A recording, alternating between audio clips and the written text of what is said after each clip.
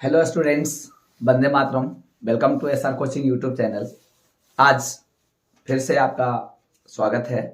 आज मैं इस वीडियो में बहुत ही महत्वपूर्ण जीव विज्ञान के सारे प्रश्न लेके आया हूं जो परीक्षा में आने की उम्मीद है ना।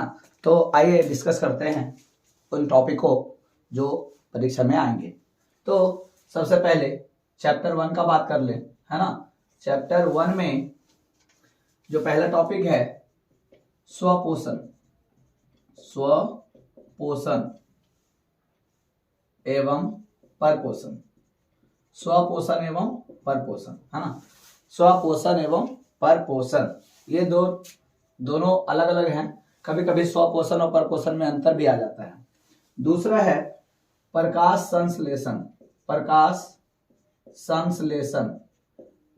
संश्लेषण और इसके अवयव।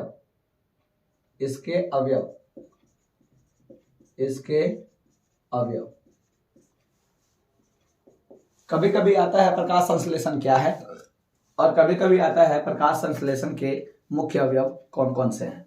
ठीक है। तीसरा है अमीबा, पैरामीशियम,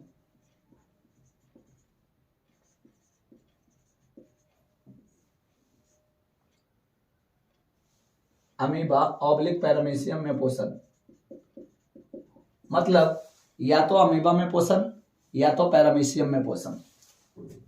चौथा है मनुष्य के आहार नाल का सचित्र वर्णन। ये कई बार आ चुका है। मनुष्य के आहार नाल का सचित्र वर्णन करें। जो आहार नाल के मुख्य अंग हैं उनका चित्र भी दर्शाना है और उनका वर्णन भी करना है। पांचवा है छोटी आंत, इसके भाग एवं स्रावित हार्मोन। मतलब छोटी आंत क्या है, छोटी आंत के कितने भाग हैं और इनसे कौन कौन सा हार्मोन स्रावित होता है। छठा टॉपिक है यकृत, अग्न्याशय, बड़ी आंत। ये तीन में से कोई एक। यकृत क्या है, इनसे कौन से हार्मोन का स्राव होता है। अग्न्याशय क्या है, इनसे कौन से हार्मोन का स्राव होता है। और बड़ी आंत क्या है, इसके कितने भाग हैं और इनसे कौन कौन से हार्मोन स्रावित होते हैं। अब आते हैं चैप्टर 2 में। पहला है श्वसन की परिभाषा एवं प्रकार। श्वसन की परिभाषा एवं प्रकार यानी ऑक्सी श्वसन और अनॉक्सी श्वसन। दूसरा वायवीय श्वसन एवं अवायवीय श्वसन में अंतर। वायवीय श्वसन और अवायवीय श्वसन में क्या अंतर है। तीसरा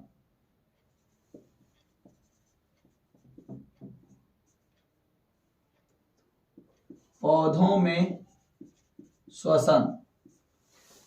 में श्वसन कैसे होता है, किन किन अंगों के द्वारा होता है। चौथा श्वास नली, गलफड़ा, फेफड़ा। श्वास नली क्या है, किन में पाया जाता है। गिल्स यानी गलफड़ा क्या है, किस में पाया जाता है।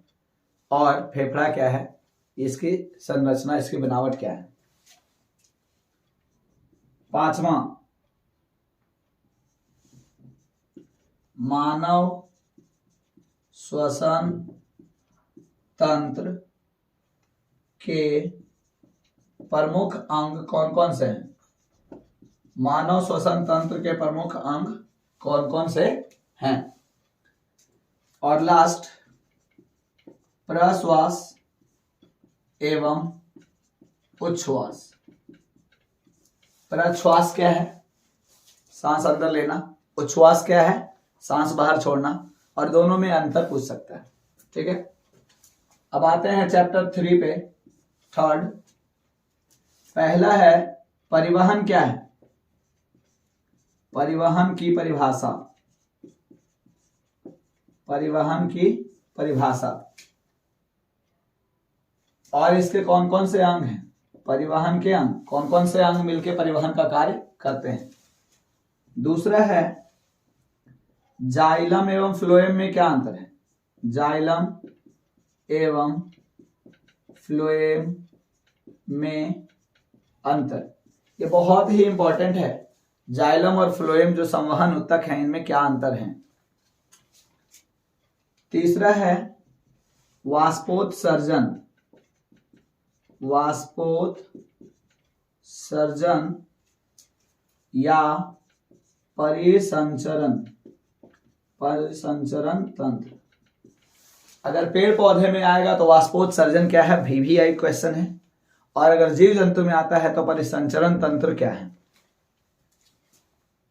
चौथा, रक्त की परिभाषा।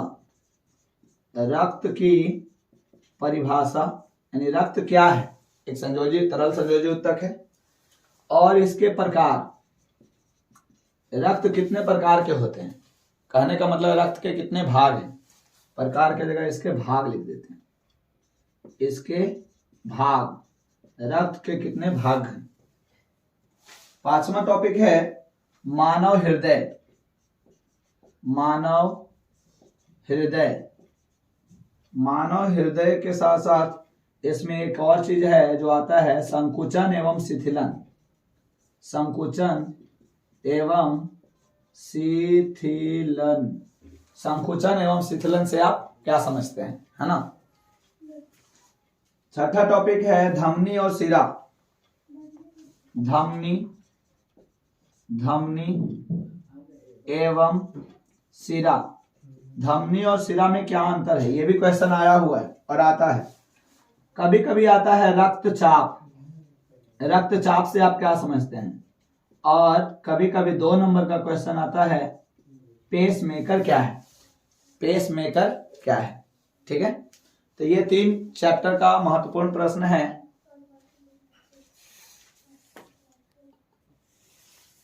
हाँ फ्रेंड्स, अब आते हैं चैप्टर 4 में।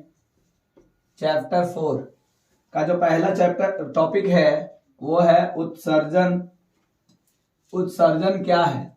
उत्सर्जन एवं इसके प्रमुख अंग। एवं इसके प्रमुख अंग।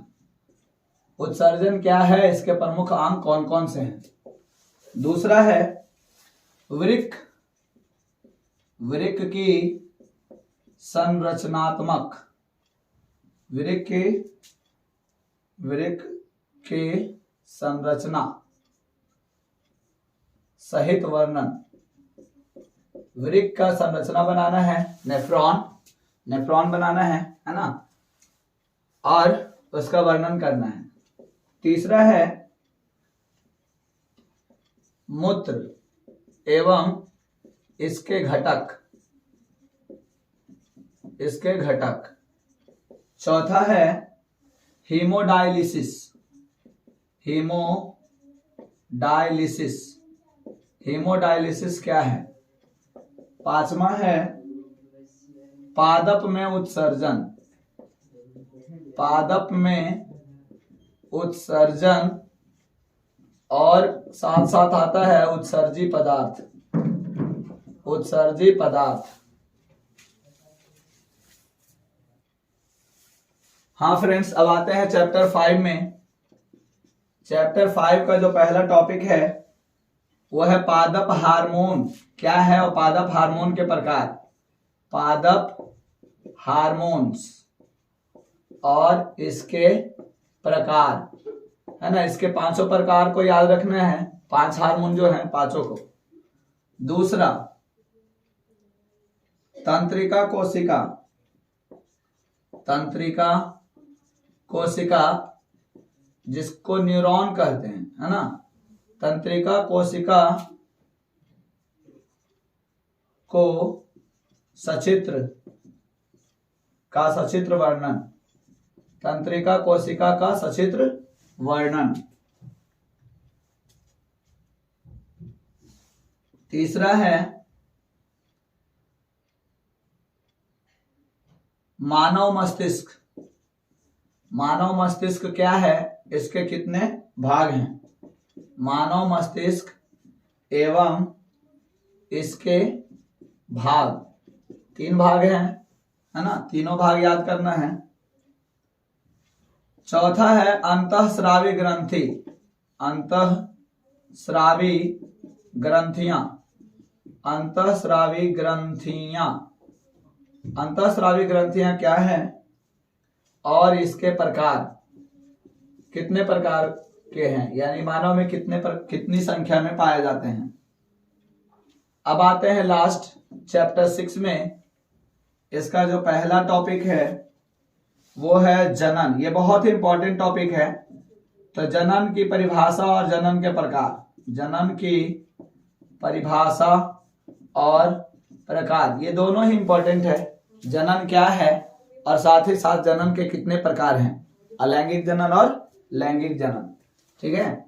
दूसरा, दोनों में अंतर, लैंगिक जनन अलैंगिक जनन में अंतर, लैंगिक जनन व अलैंगिक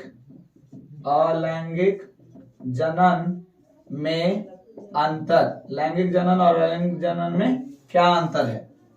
तीसरा है विखंडन, मुकुलन और कायिक प्रवर्धन। 3 में से कोई एक आएगा। विखंडन, मुकुलन, कायिक प्रवर्धन, कायिक, ये तीनों जो है अलैंगिक प्रवर्धन। ये तीनों अलैंगिक जनन का एग्जाम्पल है, उदाहरण है, जैसे है, मतलब उसका भेद है, और ये तीनों में से कोई आने की संभावना है। चौथा, निषेचन क्या है, और नहीं तो फिर युग्मनज कैसे बनता है, कब बनता है युग्मनज, और अगर ये नहीं तो एक लिंगी और उभयलिंगी, एक लिंगी व उभयलिंगी, ये 4 में से कोई एक परिभाषा आ सकता है, उभयलिंगी।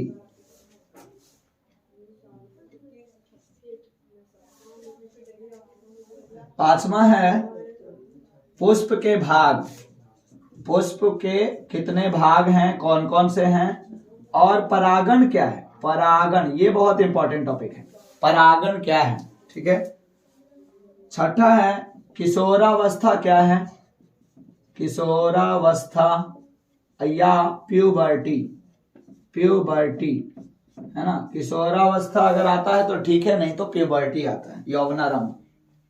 7वां नर जनन अंग एवं मादा जनन अंग, नर जनन अंग मतलब इसके कौन कौन से अंग इसमें आते हैं, और मादा जनन अंग, मादा जनन अंग में कौन कौन से अंग भाग लेते हैं।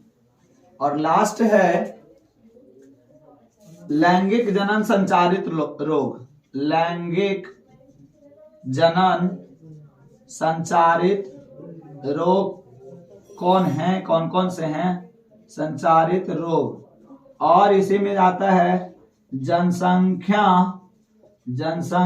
नियंत्रण, जनसंख्या नियंत्रण के उपाय, के कौन कौन से उपाय हैं, है ना। लैंगिक जनन संचारित रोग क्या है और जनसंख्या नियंत्रण के कौन कौन से उपाय हैं, ये बहुत ही इंपॉर्टेंट टॉपिक है। अगर इन टॉपिक को देख लेते हैं तो मैं दावे के साथ कह सकता हूं कि आपका एक भी प्रश्न बायोलॉजी का, जीव विज्ञान का नहीं छूटेगा। ये बहुत इंपॉर्टेंट टॉपिक है, जो मेरा 10 साल का एक्सपीरियंस है ना। मैं आपसे उम्मीद करता हूं कि आप बहुत अच्छे से अच्छे नंबर लाएंगे। इन टॉपिक को ध्यान से रिवाइज कर लें, अब समय नहीं बचा है। मैं इतना कहना चाहूँगा कि अगर आप इस चैनल पे नए हैं तो इस चैनल को सब्सक्राइब कीजिए, इस वीडियो को ज़्यादा से ज़्यादा शेयर कीजिए, है ना, और लाइक करना ना भूलें। Thank you. जय हिंद।